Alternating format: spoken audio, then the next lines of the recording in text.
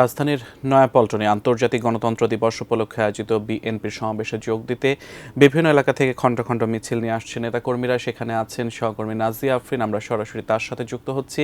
নাজিয়া, নিশ্চয়ই ঠিক এই মুহূর্তে কেন্দ্রীয় নেতারা বক্তব্য রাখছেন, সমাবেশের চিত্র আপনার মাধ্যমে জানতে চাই। বিশ্ব গণতন্ত্র দিবস উপলক্ষে জাতীয়তাবাদী দল বিএনপি আয়োজিত এই সমাবেশ বিএনপি নেতাকর্মীদের কাছে খুবই তাৎপর্যপূর্ণ দিন। নিশ্চয়ই সিয়াম, আপনি দেখতে পাচ্ছেন আমি যে স্টেজের সামনে দাঁড়িয়ে আছি সেখানে বিএনপির কেন্দ্রীয় পর্যায়ে প্রায় সব নেতাই উপস্থিত আছেন। কিছুক্ষণের মধ্যে এখানে উপস্থিত হবে বিএনপি মহাসচিব মির্জা ফখরুল ইসলাম আলমগীর।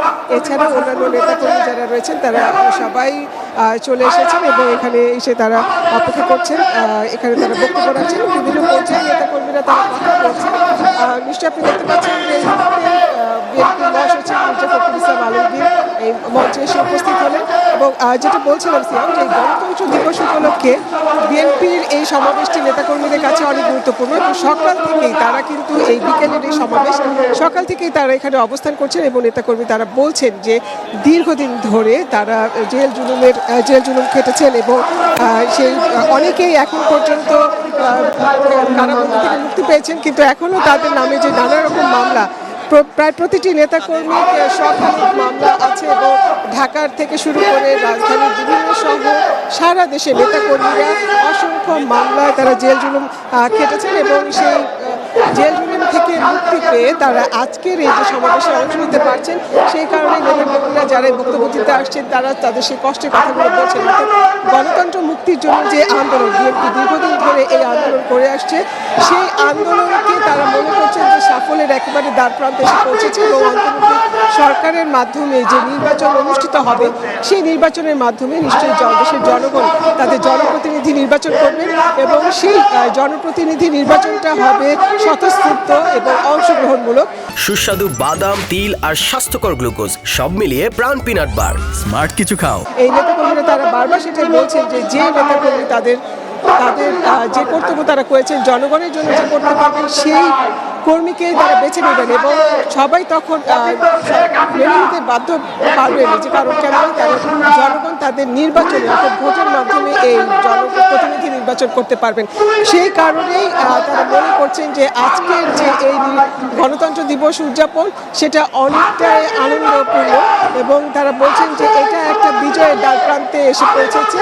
বিএনপি নেতাকর্মীরা মনে করছেন রাজপথে যে ছাত্র জনতা বৈষম্য বিরোধী আন্দোলন, যে আন্দোলনের মাধ্যমে সরেছে সরকারের পতন হয়েছে, সেই আন্দোলনে বিএনপির নেতাকর্মী ছাত্ররা তারাও এখানে অংশ নিয়েছেন এবং সবাই মিলে দেশের রাজনৈতিক যত দল রয়েছে যত সংগঠন রয়েছে তাদের সবার এই বিজয় বলেই তারা মনে করছেন এবং নেতাকর্মীরা মনে করছেন যে তাদের বিরুদ্ধে যে অন্য মামলাগুলো দেওয়া হয়েছে সেই মামলাগুলো থেকে তারা মুক্তি পাবেন এবং এই গণতন্ত্র রোধ করার জন্য যে মামলাগুলো করা হয়েছে, অর্থাৎ জনগণ তাদের কথা যাতে সঠিকভাবে না বলতে পারেন সেই জন্য মিথ্যা হয়রানিমূলক মামলা হয়েছে, রাজনৈতিক মামলা হয়েছে, সেই মামলার এবং হয়রানির কারণে অনেক নেতাকর্মী তাদের ঘরের বাইরে থাকতে বাধ্য হয়েছে।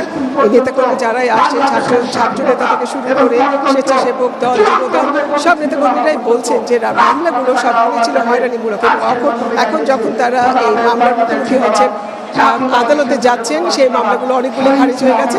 তারপর তারা আশা করছেন যে পরবর্তীতে যে গণতান্ত্রিক সরকার নির্বাচিত হবেন সেই সরকার নিশ্চয়ই এই রাজনীতির যে হয়রানিমূলক মামলা সেই মামলাগুলো কখনো এক প্রতিদ্বন্দ্বী আরেক প্রতিদ্বন্দ্বীর বিরুদ্ধে দেবেন না এবং রাজনীতি হবে গঠনমূলক এবং গণতান্ত্রিক পরিবেশে। সেই পরিবেশটা যেন বজায় রাখা যায়, যে দীর্ঘদিন ধরে এই আন্দোলন হচ্ছে, গণতন্ত্রের যে লড়াই হচ্ছে সেই লড়াই যেন সফল হয়, সেই সফল করার জন্য তারা এই আনন্দময় পরিবেশে এই গণতান্ত্রিক দিবসটাকে আনন্দমুখর বাংলাদেশের জন্য এক দৃষ্টান্তমূলক এক আনন্দমুখর পরিবেশ থাকে শেষ পর্যন্ত এবং নির্বাচনের মাধ্যমে সেই আনন্দ বজায় থাকে, সেই আশাই করছেন এখানে নেতাকর্মীরা তাদের বক্তব্যে।